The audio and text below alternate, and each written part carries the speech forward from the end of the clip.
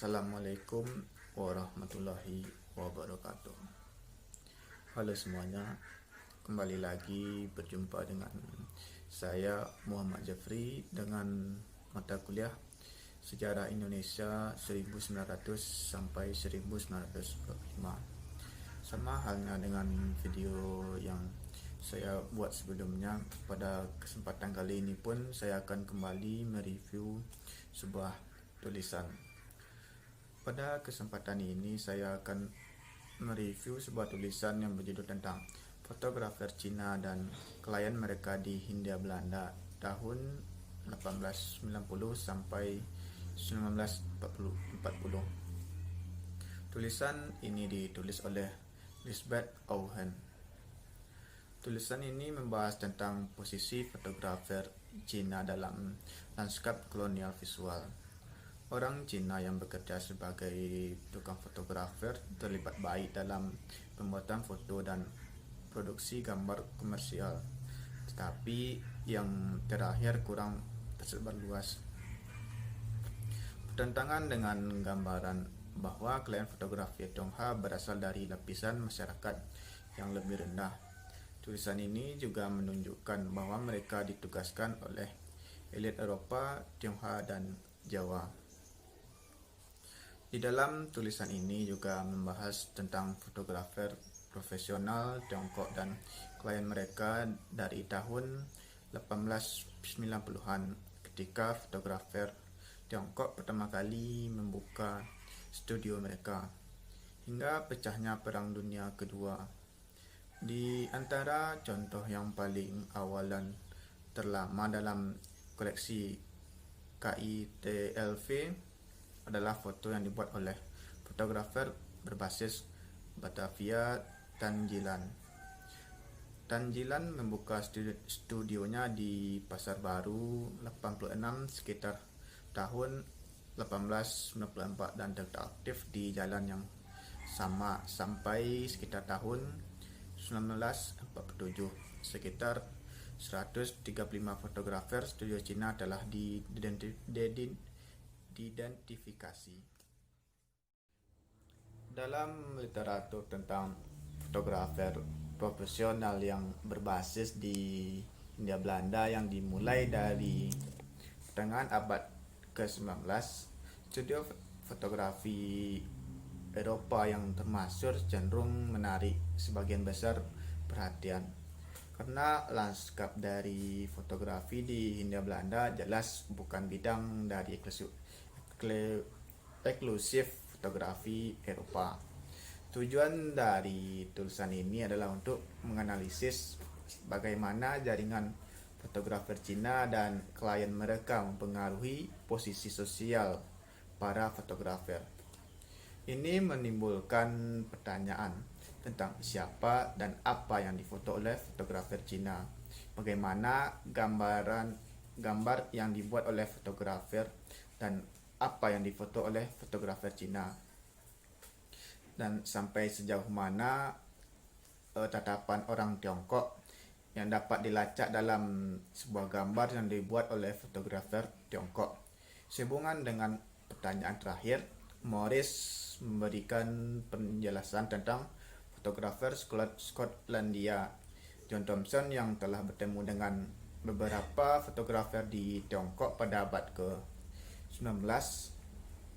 Fotografer Tiongkok bersikeras bahwa pengaruh harus difoto secara keseluruhan sehingga penonton dapat melihat perawakan fisiknya. Sebagaimana Christopher menjelaskan di Kamera Indica, terlalu sederhana untuk membedakan praktik fotografi Eropa dan India dalam membaca lanskap visual India. Dia telah menunjukkan bahwa tradisi estetika Eropa dan India memainkan peran kunci dalam potret studio. Nilai-nilai estetika tidak hanya dipengaruhi oleh fotografer Inggris dan India, pengasuh dari latar belakang etnis yang berbeda juga turut andil dalam hal ini. Vinay menawarkan sejarah alternatif dalam studi fotografer kolonial, bidang yang sebelumnya didominasi oleh perspektif orang Eropa, seolah-olah lanskap kolonial visual adalah satu-satunya medan fotografi Eropa. Di era kolonial, fotografer Tionghoa dianggap akan melakukan pengambilan sumber kolonial dan studi yang lebih baru. 70 fotografer Cina, lebih dari 50% dalam koleksi KITLV berbasis di Jawa, Sumatera, dan Sulawesi masing-masing menempati posisi kedua dan ketiga dengan 21 dan 19 fotografer Tiongkok. Kebanyakan fotografer berada di perkotaan, di kota-kota besar seperti Batavia, Yogyakarta, Medan, Makassar, dan Padang. Namun, daerah terpencil juga tidak dijauhi oleh fotografi Tionghoa. Fotografer Song Kuang beroperasi di Bik Karimun, sebuah pulau kecil di Kepulauan Riau. Di bagian timur Hindia Belanda, Jongkong memiliki studio di Ambon sekitar pergantian abad ke-19. Bahkan Sumba memiliki profesionalnya Watijo bekerja di Wangap, Singapura pada tahun 1930-an. Walaupun akan lancang untuk mengambil fotografer Tionghoa dalam koleksi KITLV sebagai sampel yang mewakili seluruh tubuh fotografi Tionghoa di kolonial, tidak mengherankan bahwa sebagai pusat administrasi dan ekonomi kolonial, Jawa paling menarik perhatian fotografer. Meskipun dikatakan daerah yang lebih terpencil juga memiliki daya tarik komersial. Sebetulnya tulisan yang sudah direview pada kesempatan kali ini berjudul tentang fotografer Cina dan klien mereka di Hindia Belanda tahun 1890 sampai 1940 ini, yang ditulis oleh Elizabeth Owen. Ini adalah tulisan berbahasa Inggris, namun sudah saya terjemahkan ke dalam bahasa Indonesia agar lebih mudah untuk dimengerti.